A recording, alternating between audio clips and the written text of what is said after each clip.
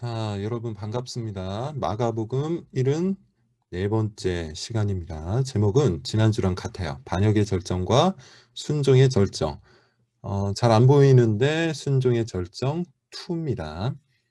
바로 시작을 좀 해보도록 하겠습니다. 우리 지난주 설교의 요약문을 먼저 한번 살펴보도록 하죠.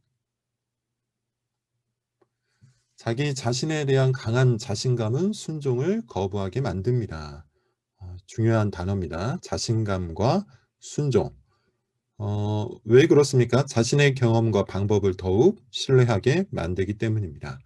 자기 자신에 대한 강한 자신감이 이 경험과 방법을 통해서 오기 때문에 어떤 상황에 놓였을 때 이미 자기가 가지고 있는 경험치를 갖고 이미 자기가 성공했던 방식을 갖고 이 상황을 뚫고 나갔다. 뭐 이런 자신감이 있다는 것이죠. 그러다 보니까 하나님의 말씀에 순종하면서 그 상황을 뚫고 나가기보다는 이미 자기가 가지고 있는 이 자신감에 근거해서 뚫고 나간다는 것이죠. 반면에 그리스도에 근거한 자신감은 어떠할까요? 순종을 이끌어냅니다. 어, 왜 그렇습니까? 그리스도에 근거한 자신감이라는 것은 우리의 무력과 우리의 방법에 대한 좌절감이 있는 사람, 그리고 그리스도의 능력과 그리스도의 십자가 방법을 참으로 움켜잡은 사람이기 때문에 그 안에서 발생한 자신감을 갖고 그리스도를 쫓아 순종을 하는 것이죠. 자, 특히 그리스도의 완전한 순종 안에 있다는 사실을 아는 사람은 반복되는 실패에도 불구하고 끝까지 갈 수가 있습니다. 순종이 우리의 신분과 우리의 운명을 결정하는 것이 아니기 때문이죠. 그래서 넘어져도 쓰러져도 실패해도 그저 다시 일어나서 그 길을 가는 거예요. 월요일날 실패해도 화요일날 하는 것이고, 이번 주에 실패했어도 다음 주에 또 하는 것이죠. 왜냐하면 나는 나의 실패에 기대어서 사는 사람이 아니라 그리스도께 기대어 사는 사람이기 때문이에요. 자, 이 짧은 요약문을 여러분께서 잘 이해하시면 오늘 설교 전체에 대한 이해를 가질 수가 있습니다. 이걸 같이 함께 읽어보시고 조원들과 함께 이 질문을 한번 해봐도 좋을 것 같습니다. 실패감이 찾아올 때가 언제인지. 보통 자신감, 그리고 실패감, 뭐 이런 것이 있잖아요. 이것이 오고 가는데 보통 자신감보다는 실패감을 더 많이 느끼고 더 크게 느끼는 것 같습니다. 그래서 최근에 혹시 실패감을 느낀 적이 있는지 한번 물어보실 때 모든 사람들에게 물어보실 필요는 없습니다. 자발적으로 이것을 나눌 사람이 있는지 물어보시고 한두 사람에게 또 이야기를 한번 나눠 주시기를 부탁을 드리면 되겠습니다. 관찰하기로 바로 가도록 할게요. 빠른 속도로 진행을 하겠습니다. 예수님은 제자들에게 너희가 다 나를 버릴 것이다. 이렇게 예고하십니다. 근거가 뭐죠? 기록된 말씀이에요. 내가 목자를 치리니 양들이 흩어지리라. 리가 빠졌네요. 지리라. 이렇게 말씀을 하십니다. 예수님의 이 말씀에 베드로가 어떻게 답을 합니까? 다 버릴지라도 나는 그리하지 않겠나이다. 어때요? 뭐가 느껴지죠? 결기가 느껴지죠? 네, 3번. 닭이 2번 울기 전에 3번 부인할 것이라는 말씀에 베드로는 어떻게 답합니까? 내가 주와 함께 죽을지언정 주를 부인하지 않겠나이다. 뭐가 느껴집니까? 이번에는 더 강한 결기가 느껴집니다. 자, 4번. 겟세마네에서 기도하러 가시기 전에 예수님은 제자들에게 자기의 마음이 어떠하다고 말씀을 하시죠? 내 마음이 심히 고민하여 죽게 되었다. 여러분 이미 보시다시피 여기에서 뭐가 대주가 됩니까? 베드로와 예수님이 대주가 되죠. 베드로는 어때요? 강한 결기를 갖고 있었어요. 쉽게 얘기하면 자기 자신에 대한 강한 자신감이 있었죠. 반면에 예수님의 모습은 어떠합니까? 오히려 연약하세요. 그래서 어디의 자리로? 기도의 자리로 가시죠. 자, 관찰의 기법에 대해서 몇 번 말씀을 드렸는데 읽고 쓰고 말하라 이렇게 이야기합니다. 보통 관찰은 읽죠. 눈으로 읽고 또 뭐 혹은 말로 읽기도 하는데 대개는 눈으로 읽습니다. 그런데 눈으로 읽다 보면 놓치는 경우가 종종 있어요. 그래서 쓰는 것도 중요해요. 예를 들어서 시나리오를 작성을 하는 것이죠. 오늘 본문을 보면 대화가 굉장히 많이 나옵니다. 예수님과 제자, 예수님과 베드로, 예수님과 하나님 아버지 사이의 대화가 나와요. 이것을 마치 시나리오처럼 구성을 해서 한번 만들어 보는 것이죠. 그렇게 쓰다 보면 내가 눈으로 읽을 때 놓쳤던 본문을 발견할 수 있다는 말이에요. 그리고 그것을 갖고 말을 하다 보면 무엇까지도 발견할 수 있을까요? 제가 일부러 이런 표현을 썼는데 결기, 강한 결기. 이게 뭐죠? 말의 어감, 뉘앙스, 분위기라고 할 수 있습니다. 말을 하다 보면 그런 것들을 발견할 수가 있어요. 그런 것이 더 우리가 본문을 깊게 읽을 수 있는 방식이 되는 겁니다. 관찰이 굉장히 중요합니다. 관찰을 하지 않으면 사실 해석과 적용까지 나아갈 수조차 없죠. 열심히 여러분 읽으시기를 바랍니다. 자, 그다음으로 좀 넘어가겠습니다. 다음 빈칸을 채우세요. 아빠 아버지여, 아버지께는 모든 것이 가능하오니 잔을 내게서 옮기시옵소서. 그러나 나의 원대로 마시옵고 아버지의 원대로 하옵소서. 아빠 아버지, 이 표현도 중요합니다. 그러나 여러분, 제가 설교 시간에는 이 표현을 아예 이야기를 하지 않았어요. 왜냐하면 본문 전체의 주제를 꺼내서 설교를 해야 하기 때문에 시간상 이 이야기를 다루진 않았습니다.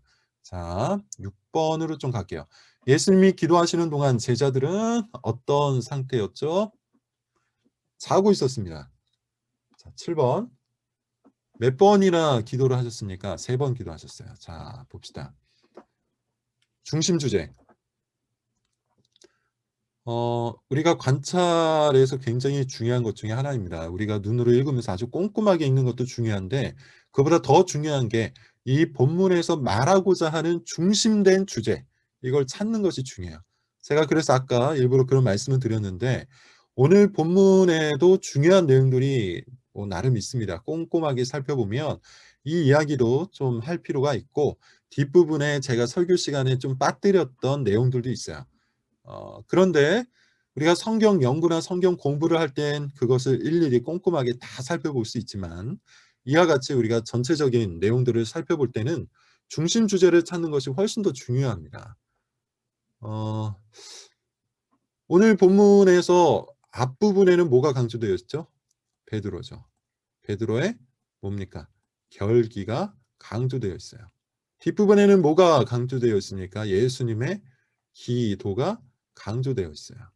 그렇다면 오늘 본문 전체가 전하는 중심 주제는 이 두 개의 대조를 통해서 분명히 나올 거란 말이죠. 이런 식으로 여러분 본문을 어 관찰하실 때 그냥 단순히 눈으로만 읽는 것이 아니고 단어로만 읽는 것이 아니라 이 모든 본문의 내용들을 통하여 전하고자 하는 교훈, 중심 교훈, 중심 주제가 무엇인지를 찾으셔야 합니다. 이것을 여러분 같이 함께 나누는 조언들과 이야기를 좀 해보시는 것도 좋을 것 같아요. 나중에 제가 성경 연구를 위한 그 공부를 좀 진행을 하도록 하겠습니다. 자, 해석으로 넘어가죠. 해석하기. 나눔의 시간입니다. 가장 자신 있는 것이 뭐냐? 이겁니다. 나름대로 자신이 있는 것을 물어보시면 되는데 뭐 아주 큰 것이어도 좋고 작은 것이어도 좋습니다. 가능하면 작고 사소한 것도 괜찮겠죠. 예를 들어 어떤 사람은 나는 공부에 자신이 있습니다. 나는 언어, 영어나 뭐 이런 거에 자신이 있습니다. 이런 걸 할 때 자신감이 오릅니다. 이렇게 이야기하셔도 좋아요.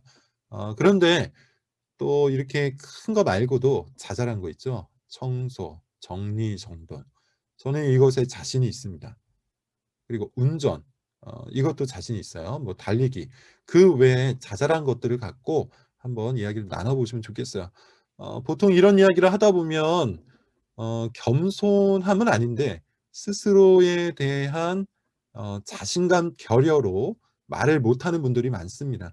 그렇지만 가능한 한 작고 사소한 것이라도 찾아서 함께 이야기를 나눌 수 있도록 해 주시기 바랍니다. 이 질문의 의도는 여러분 아실 겁니다. 오늘 뒷부분으로 가면 갈수록 이 자신감 이야기가 많이 나오겠죠. 2번. 한 주 동안 순종하기 위한 삶을 사셨나요? 십계명을 읽고 지키셨나요? 자, 이것은 지난주 적용 부분에서 제가 물어봤던 것입니다. 말씀을 드린 것처럼 말씀의 실천이 참 중요하죠. 우리가 일 주일에 한 번 주일 오후를 땜질하기 위해 그냥 때우기 위해서 이 공부를 하는 게 아니잖아요. 우리가 이 공부를 하는 이유가 어디에 있습니까? 순종하기 위해서 하는 거예요. 말씀대로 살아가기 위해서 하는 겁니다. 말씀이 무엇인지를 알고 그 말씀대로 일 주일 동안 살아가기 위해서 우리가 이 공부를 하는 것이죠.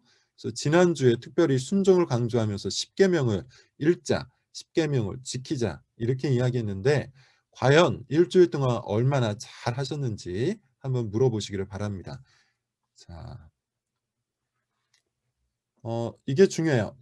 지킬 수 있도록 인도해 주시는 게 중요합니다. 그래서 여기에는 지나치게 강압적이어서는 안 되겠지만 뭐가 좀 필요하다고 했죠?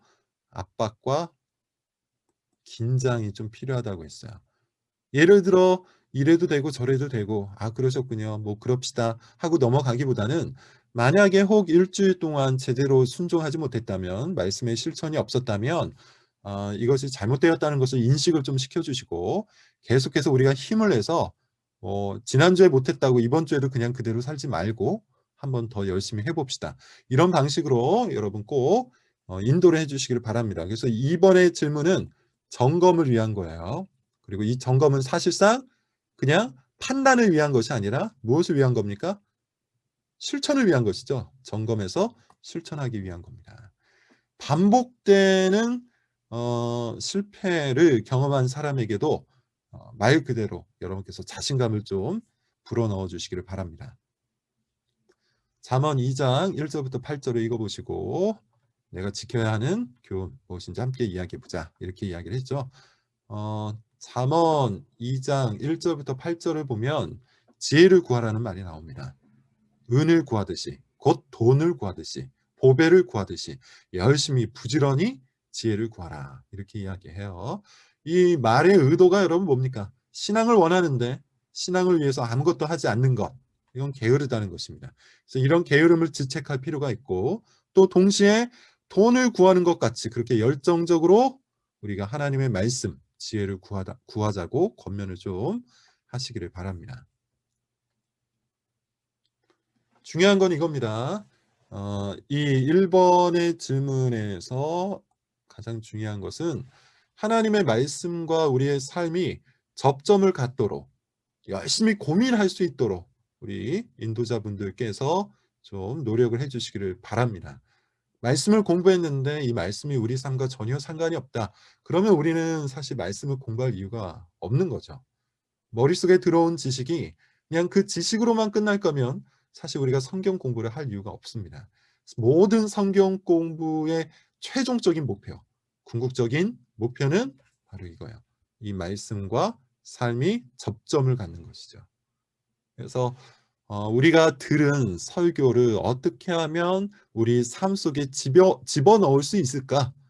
이것을 고민하고 같이 함께 나누는 시간이 이 설교 공부의 시간입니다.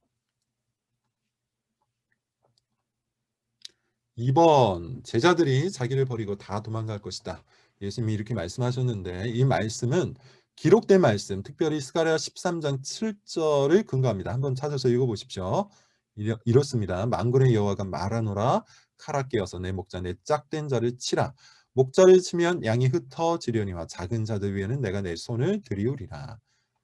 자, 여기에서 같이 한번 읽어 보시고 같이 찾아서 꼭 읽어 보세요. 찾아서 꼭 같이 한번 읽으시기를 바랍니다. 그리고 이것을 읽은 후에는 이걸 좀 강조하면 좋겠어요. 거의 500 년의 시간적 간격이 있습니다. 그럼에도 불구하고 이 말씀이 그대로 이루어졌다는 사실. 이걸 한번 강조해 주시기를 바랍니다. 2-1 번. 위 말씀에 근거하면 지금 예수님이 어떻게 하고 있다는 것을 알 수 있죠? 기록된 말씀에 순종하고 있다는 것을 알 수 있죠. 순종을 하고 있어요. 이게 중요한 겁니다. 자, 베드로는 모든 사람이 다 예수님을 버려도 자기는 버리지 않을 것이다. 이렇게 합니다. 심지어 죽을지언정 배신하지 않을 것이다. 이렇게 얘기해요. 왜 이렇게까지 이야기하고 있는 걸까요? 제가 설교 시간에 이야기했던 것을 한번 찾아서 읽어보셔도 좋겠습니다. 왜 이렇게까지 이야기하는 것입니까? 자기 자신에 대한 강한 자신감이 있었기 때문이에요. 많은 사람들이 베드로나 다른 제자들에 대해서 좀 오해하는 경향이 있습니다. 갈릴리의 아주 가난한 어부 출신 이렇게 생각하는데, 사실 우리가 성경을 좀 꼼꼼하게 읽어보고 다른 문헌들을 참고해 보면 그렇진 않아요. 나름대로 성공한 인생이에요.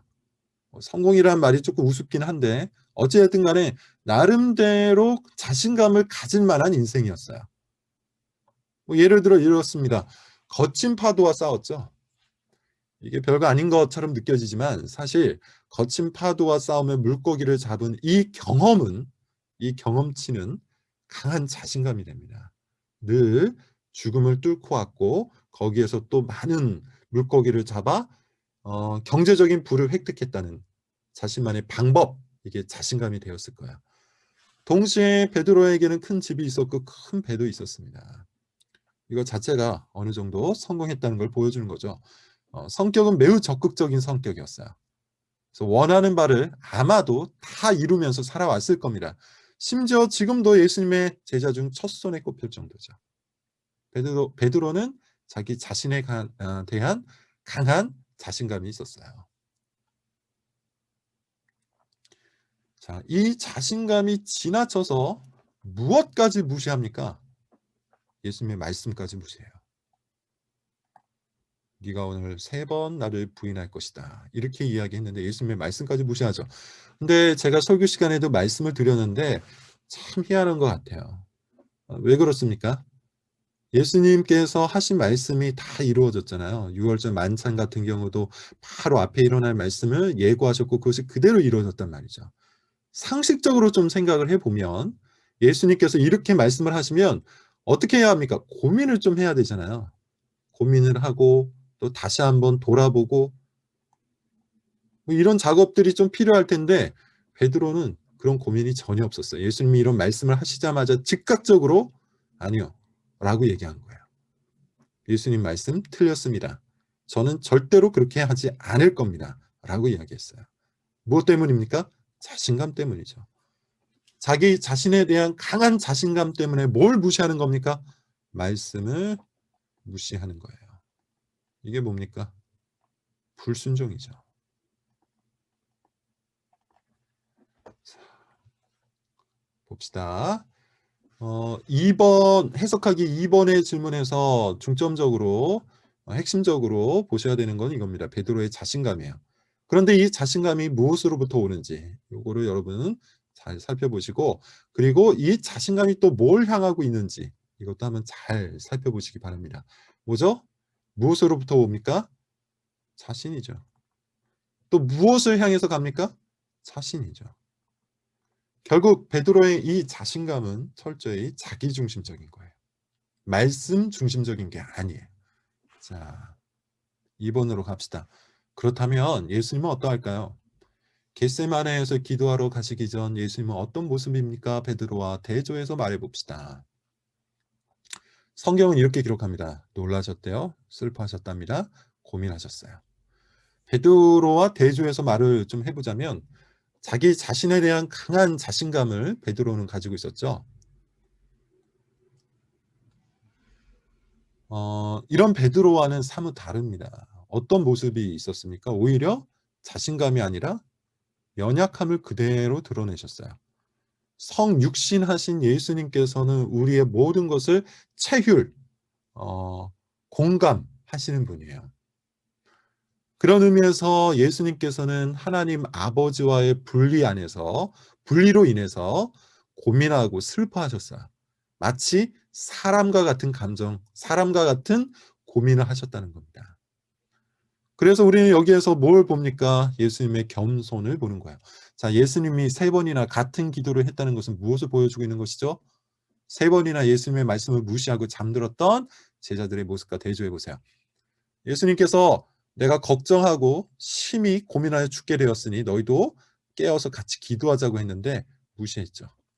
자, 뭘 보여준다고요? 연약함과 겸손함을 보여줘요. 반면 방금 전, 아주 조금 전에 자신감을 보여줬던 제자들은 기도하지 않습니다. 자, 뭘 알 수 있습니까? 자기 자신에 대한 강한 자신감은 뭘 믿어요? 기도보다는 결단을 믿어요. 굉장히 중요합니다. 그래서 제가 늘 말씀을 드리는데 기도야말로 믿음의 핵심적 활동이에요. 가장 중요한 활동이에요. 하나님을 믿는 사람, 하나님 앞에서 겸손함을 가지고 있는 사람은 자기 결단대로 살지 않습니다. 기도를 합니다. 왜냐하면 자기가 연약하다는 것을 알기 때문이에요. 무력하다는 것을 알기 때문이에요. 진정한 겸손함이 있어요. 반면 믿음이 없는 사람, 믿음이 부족한 사람은 어떠합니까? 자기 자신에 대한 강한 자신감을 가져요. 그래서 이런 말씀을 듣고도 기도하기보다는 뭐 합니까? 결단을 해요. 다짐을 해요. 저는 그렇게 하겠습니다. 저는 꼭 그렇게 할 수 있습니다. 그런데 이것은 믿음과 매우 다른 모습이에요. 자, 2번. 예수님이 따르고 있는 건 뭘까요? 베드로가 따르고 있는 것과 대조해 보세요. 예수님이 따르고 있는 것은 앞서 보는 것처럼 말씀이죠. 기록된 말씀대로만 가시잖아요. 기록된 말씀, 하나님의 말씀대로 따라갑니다. 반면 베드로는 말씀이 중요하지 않아요. 자신감이 중요해요. 자기 자신에 대한 강한 자신감만 따라가고 있어요. 그래서 예수님은 연약해 보이지만 순종하고 계신 거고, 베드로는 강해 보이지만 불순종하고 있는 것이죠. 자, 예수님의 연약한 모습에 이 3번의 질문에서는 주목을 좀 해보시기를 바랍니다. 강한 자가 순종하는 것이 아니라 약한 자가 순종할 수 있다는 것을 알려주세요. 그래서 본인이 연약하다는 것에 자괴감을 갖기보다는 오히려 연약하기 때문에 뭘 할 수 있죠? 그런 인식이 우리를 기도의 자리로 인도하죠. 그리고 기도의 자리에서 하나님께서 우리를 순종의 자리로 인도해 가시는 거예요. 자, 4번입니다. 세 번째 기도하고 오신 예수님은 제자들에게 그만 쉬라 이렇게 말씀하시는데요. 이유가 뭡니까? 예수님이 팔릴 때가 왔기 때문이에요. 예수님을 팔 자가 왔기 때문에, 때가 찼기 때문입니다. 자, 4-1번. 예수님은 제자들이 자신을 다 버릴 것을 알고도 끝까지 함께 하시죠. 끝까지 함께 합니다. 버릴 것을 다 알고도. 인간적인 마음은 어때요? 이미 배신감으로 충만해서 보기도 싫을 것 같아요. 그런데 예수님은 제자들과 함께 자, 가자 이렇게 말씀을 하십니다. 왜 그러시는 걸까요? 제자들에게 배신 그리고 반역을 하고 있는 제자들에게 순종의 공로를 나눠주시기 위해 그렇게 하시는 겁니다. 예수님이 왜 죽기까지 순종을 하시는 겁니까? 우리에게 그 순종의 공로, 곧 생명과 영광을 나눠주시기 위해 그렇게 하시는 거죠. 빈칸 한번 채워봅시다. 지금까지 이야기했던 거를 정리하는 겁니다. 사람들의 반역을 뚫고 곧 첫 아담이 유전시킨 그 모든 불순종의 본성들을 뚫고 예수님은 두 번째 아담이 되시죠. 둘째 아담이 되어서 순종의 길을 향해서 가십니다. 우리는 아담과 같고 가룟 유다와 같고 베드로와 같지만 예수님은 우리를 위해 죽기까지 순종하셨습니다. 이렇게 정리를 하는 이유는 지금 이 사건이 나와 관련이 있는 사건이라는 것을 맞추고 있는 거죠. 접목을 시키고 있는 겁니다. 중요한 겁니다, 여러분. 우리 인도자 분께서는 꼭 이 모든 말씀, 이 모든 사건이 저 멀리 일어났던 사건 정도로만 이해하지 않고 바로 나를 위한 사건이라는 것을 꼭 우리 다른 조원들에게 인식을 좀 시켜주시기를 바랍니다. 예수 그리스도의 순종 안에서 하나님의 자녀가 된 우리에게 요구되는 건 뭘까요? 순종이겠죠. 자, 예수님의 순종이 우리를 위한 것임을, 나를 위한 것임을 꼭 강조해 주시기를 바랍니다. 적용하기입니다. 먼저 요약을 좀 해볼게요.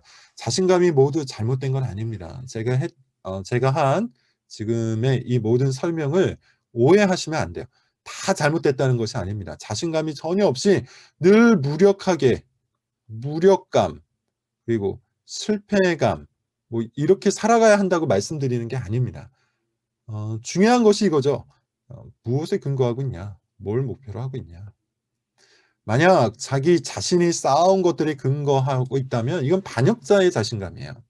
그런 것으로는 바벨탑만 쌓을 뿐입니다. 그래서 자기의 경험을 신뢰하고 자기의 방법을 신뢰하고 오로지 자기 자신에 기초한 자신감만 갖고 있다면 이 사람은 하나님의 말씀을 불순종하는 방향으로 살 겁니다. 반면에 올바른 자신감이 있죠. 그리스도에 근거한 자신감이에요. 이거는 우리가 쌓아온 것이 아니라 그리스도께서 완성하신 것에 근거한 자신감입니다. 이 자신감에 붙들려 있는 사람은 순종의 실패에도 다시 순종의 길로 갈 수 있어요. 왜냐하면 우리의 실패가 우리의 운명을 결정하지 않기 때문이죠. 그러므로 여러분, 오늘 설교 공부의 핵심이 바로 이겁니다. 그리스도에 근거한 자신감을 쌓자. 그리스도에 근거한 자신감을 쌓자. 이겁니다. 순종할 수 있는 자신감이 그리스도 안에 있다는 것을 알려주세요. 자, 이제 이겁니다. 그리스도에 근거한 자신감을 쌓자고 했잖아요. 이게 중요합니다. 오늘 설교 공부의 가장 중요한 포인트, 그리고 적용, 실천 등등입니다. 그것 자체가 신앙의 성숙과 관련되어 있기 때문이죠. 이 자신감을 쌓아가기 위해서는 첫째, 그리스도께서 나를 위해 행하신 일을 굳게 붙들고, 둘째, 그간 쌓아온 자기 자신에 대한 강한 자신감을 허물며, 셋째, 그리스도에 근거한 자신감으로서 힘써 순종해야 합니다. 그래서 이 세 가지를 갖고 구체적으로 한번 적용을 해보자. 실천 목록을 만들어보자. 이게 적용하기에 핵심이에요. 첫 번째, 그리스도께서 나를 위해 행하신 일을 굳게 붙들기 위해 우린 뭘 해야 할까요? 성경을 읽어야 됩니다. 그런데 이것을 조금만 더 구체적으로 하면 다양한 방식으로 복음을 확인하면 좋겠는데요. 제가 권면할 수 있는 건 한 세 가지예요. 첫째, 책을 선정해서 한번 읽어보는 겁니다. 복음에 관한 짧은 소책자 같은 것을 활용해 볼 수도 있죠. 여러분 한번 저한테 궁금하면 물어보시면 제가 추천을 해드리도록 하겠습니다. 로마서를 한번 읽어보는 것도 좋아요. 전체를 읽기보다는 1장부터 8장까지 한번 읽어보시면 좋겠습니다. 그리고 제가 특히 권면하는 건 이거예요. 가장 쉽게 할 수 있는 것으로 하이델베르크 60문을 아침마다 읽어보는 것이죠. 혹은 저녁마다 읽고 암기하고 함께 나눠보는 겁니다. 이것도 좋고 이것도 좋지만 여러분 이것은 꼭 하시기를 바랍니다. 꼭. 하이델베르크 60문. 길지 않아요. 짧은 단 하나의 문답인데 이 문답 속에 복음이 담겨 있습니다. 그래서 그리스도께서 행하신 나를 위해 행하신 그 일이 어떤 것인지를 아침마다 읽고 나를 향한 자신감이 아니라 그리스도를 향한 자신감, 그리스도에 근거한 자신감으로 하루를 여러분 시작해 볼 수 있기를 바랍니다. 꼭 실천할 수 있도록 우리 인도자분께 제가 부탁을 드리는 것은 매일 확인 문자라도 여러분 보내주시기를 바랍니다. 자, 1-2번 적용하기입니다. 그간 쌓아온 자기 자신에 대한 강한 자신감을 허물기 위해 뭘 할 수 있을까요? 가장 좋은 방법은 점검표를 만들고 일기를 쓰는 겁니다. 둘 다 하면 좋겠지만 하나씩 해봐도 좋겠어요. 예를 들어 점검표라는 건 이겁니다. 내가 나 자신을 신뢰하게 만드는 것, 이게 뭘까? 찾아보는 거죠.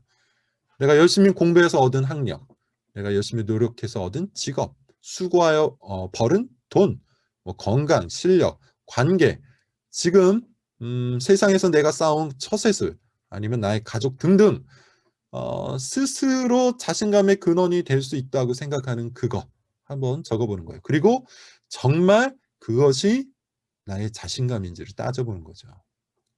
만약 여기에 큰 자신감을 갖고 여러분 살고 있다면 이거는 지금까지 제가 계속해서 말씀드린 자기 자신에 대한 강한 자신감으로 바벨탑을 쌓는 인생이 없을 겁니다. 자, 그렇게 점검표를 한번 만들어 보세요. 지속적인 방법으로는 일기를 쓸 수 있겠죠. 하루를 돌아보며 자기의 근거한 자신감을 반성하고 그리스도에 근거한 자신감을 스스로에게 촉구할 수 있을 겁니다. 자, 점검표 만들기는 모임 시간에 여러분 만약에 시간이 남는다면 한번 직접 해보는 것도 좋겠어요. 스스로 자신감을 갖게 만드는 것이 뭐가 있을까를 한번 적어보고 그게 정말 그리스도에 근거한 것인지 한번 체크를 해보도록, 점검을 해보도록 하시는 게 좋겠죠. 당연히 아니겠죠. 그러니까 이렇게 해보시면 좋을 것 같아요. 자기 자신을 의지하는 자신감 목록을 한번 적어보자. 그리고 그것이 영원한 자신감이 될 수 있는지, 그것 때문에 자신감을 전혀 잃지 않고 여전히 살고 있는지 한번 물어보시기 바랍니다. 학력이 아무리 높다 할지라도 끝없는 자신감을 갖는 사람은 없을 겁니다. 직업이 아무리 좋아도 마찬가지로 그럴 거고, 돈으로 생길 수 있는 자신감의 한계는 어느 정도일까요? 스스로 한번 생각해 보세요. 건강도 그렇습니다. 제가 건강을 넣은 것은 저 자신의 이야기이기도 해요. 매우 건강했기 때문에 뭐 아무것도 없어도 결국에는 해낼 수 있다는 생각이 옛날에 있었습니다. 그러나 이것도 무너질 수밖에 없더군요.